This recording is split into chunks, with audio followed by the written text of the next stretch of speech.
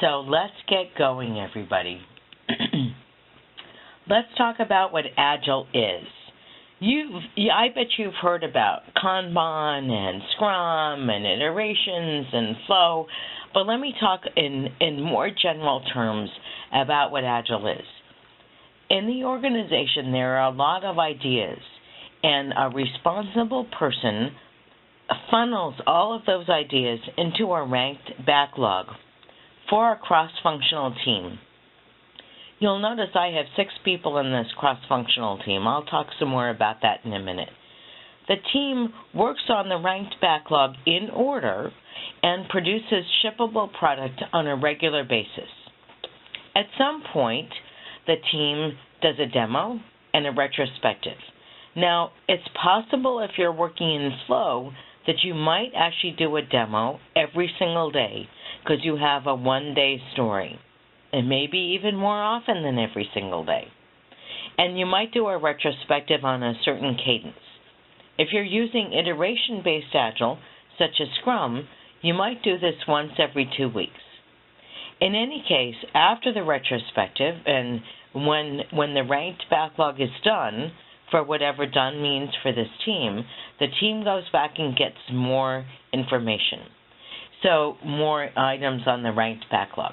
So there's a loop between the ideas and the responsible person and the ranked backlog, and there's a loop for the cross-functional team producing value in the form of shippable and demoable software.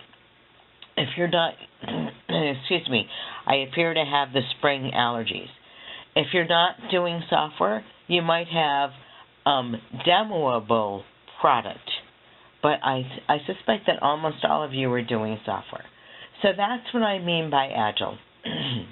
I don't happen to care if a team works in iterations or in flow, as long as they produce shippable product on a regular basis.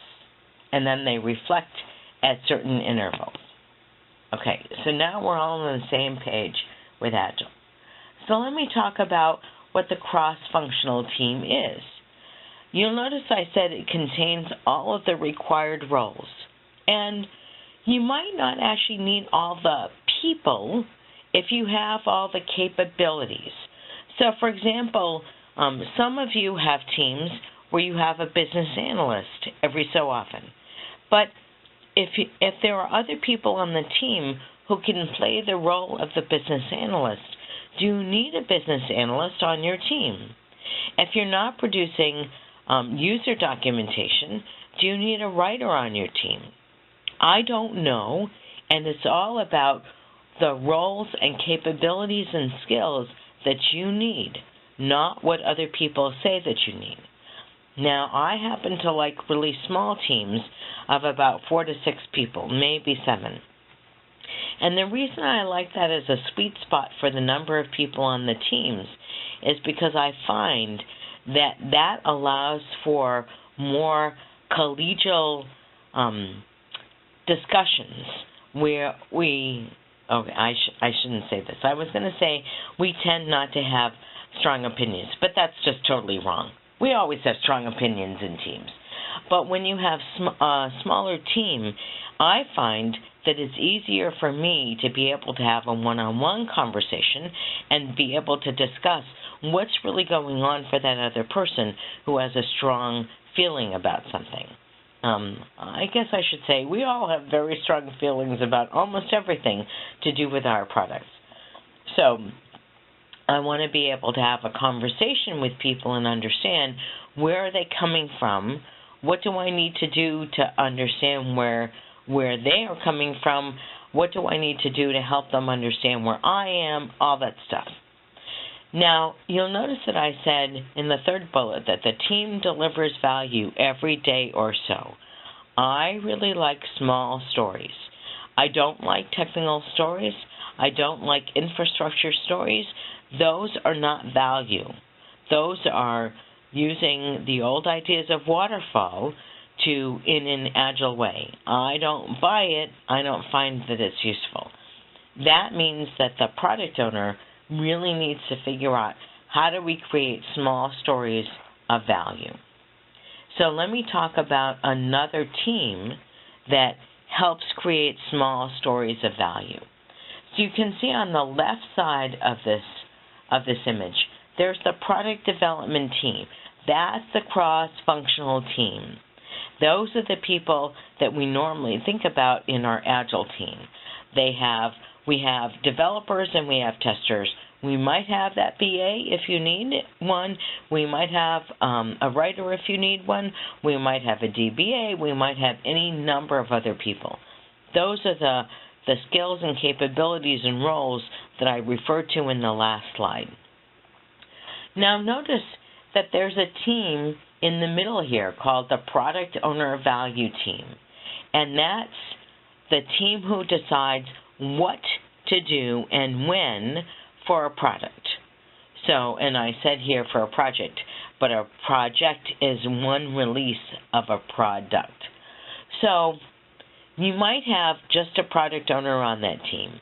I have seen product owner value teams with a product manager who works at the upper levels of the organization, who is externally facing, who deals with customers, all that stuff, and product owners who either work on the same product but for different teams or the same series of products.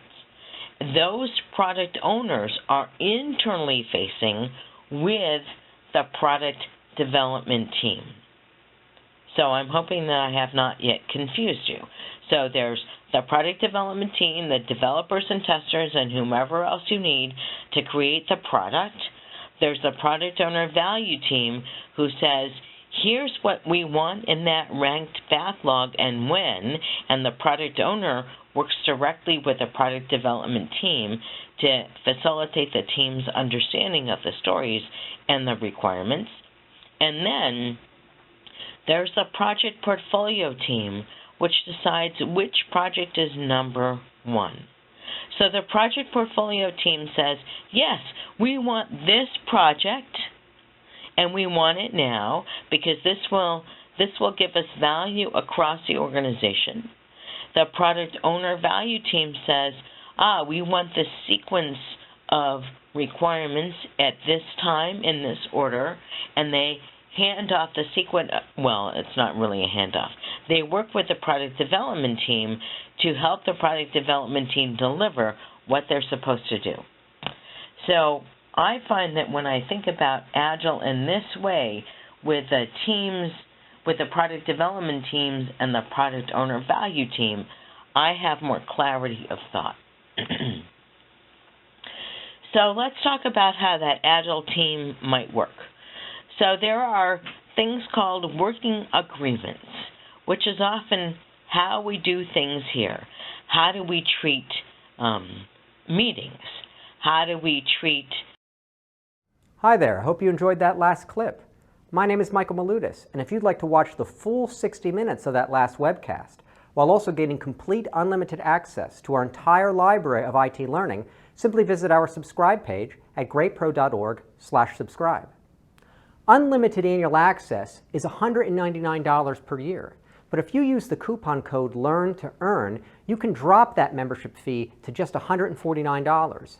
That's less than $13 per month for unlimited access to over 1,000 hours of on-demand career development, covering the entire spectrum of IT management best practices, including business analysis and requirements, software development, quality and testing, risk management, process improvement, project management, and even digital transformation. But your membership doesn't just give you unlimited access to our vast learning library. You also get free access to our mobile app, as well as direct access to our network of over 300 of the world's leading IT consultants, all of whom are dedicated to putting practical knowledge at your fingertips so that you can learn more and earn more. I hope you will join me in becoming a member of the Great IT Professional and advancing your career with us. And if you're on YouTube, don't forget to hit that subscribe button above so that you get notified whenever we publish new free webcasts each week of the year. Thank you for your time and best wishes for your continued success.